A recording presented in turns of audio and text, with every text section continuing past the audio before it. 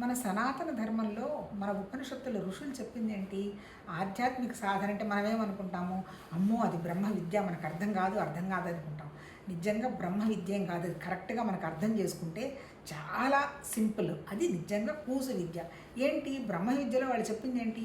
ఆ పరమాత్మ తత్వం అనేది నామం లేదు, రూపం లేదు, గుణం లేదు, ఏం లేదు. ఒక ఎలక్ట్రిసిటీ లాంటి ఒక ఎనర్జీ ఉంది. ఆ ఎనర్జీలో నుంచి బోలెడు బల్బులు, రకరకాల బల్బులు, రకరకాల చెట్లు, రకరకాల కొండలు, రకరకాల పురుగులు అన్నీ దాంట్లో నుంచే వచ్చాయి. అంటే కంటికి కనపడుతున్న ప్రతిదీ ప్రకృతే. ఈ ప్రకృతి ఎట్లా ఉంది? 3 గుణాలతో ఉంది. వస్తుంది, ఉంటుంది, వెళ్ళిపోతుంది. సత్వతమో రజోగుణాలు. ఉన్నది తెలుస్తోంది. ఎందుకున్నాము?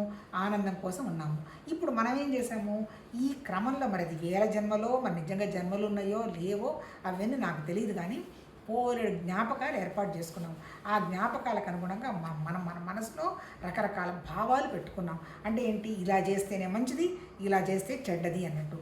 చిన్నప్పుడు మా పిల్లలు అంటుండేవాళ్ళు, దేనికి రూల్ బుక్ లేదమ్మా, రూల్ బుక్ లేదమ్మా అనేవాళ్ళు. నిజమే, 100% ఇప్పుడు తెలుస్తుంది. ఇప్పుడు ఏం రూల్స్ ఉన్నాయి, ఎవరు ఏమి రూల్స్ పెట్టుకుంటే అది సహజం.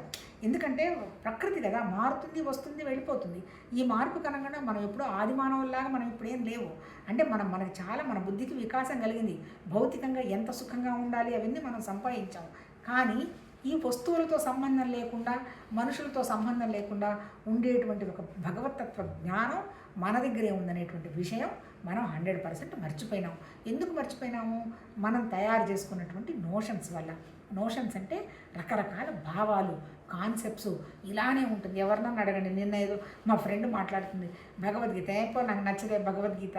ఏముంది భగవద్గీత? కృష్ణుడికి అంత పవర్ ఉన్నప్పుడు నువ్వే పోయి చెయ్యి, కర్మ చెయ్యి, జ్ఞానం చెయ్యి, యోగం చెయ్యి అని చెప్పకపోతే ఆ సుదర్శన చక్రం తీసుకొని ఆ యుద్ధం తీసి పారేస్తే అందరూ సుఖంగా ఉండేవాళ్లే కదా అంటుంది. అంటే ఏంటి? మనకి లాజిక్ అనమాట.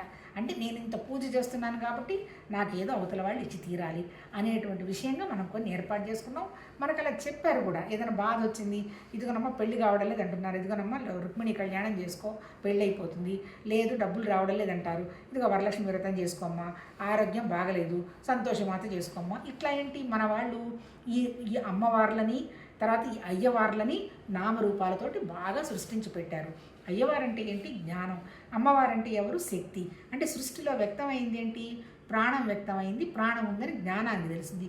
ఎందుకుంది ప్రాణము, శక్తి? ఆనందం కోసం ఉంది. అంటే భగవతత్వం యొక్క లక్షణం ఏంటి? సత్ చిత్ ఆనందం. సత్తు ఉండడం, చిత్తు తెలియడము, ఆనందం కోసం ఉంటుంది. మనమేమన్నాము? ఈ శరీరానికి సంబంధించిన వస్తువులు, మనుషులు, ఇంద్రియాలు, ఇష్టాలు వీటితోనే కొట్టుకొని కూర్చుంటున్నాం. అది కాదు. మనం భగవతత్వ విషయం గ్రహించాలి అన్నప్పుడు ఈ భౌతికంగా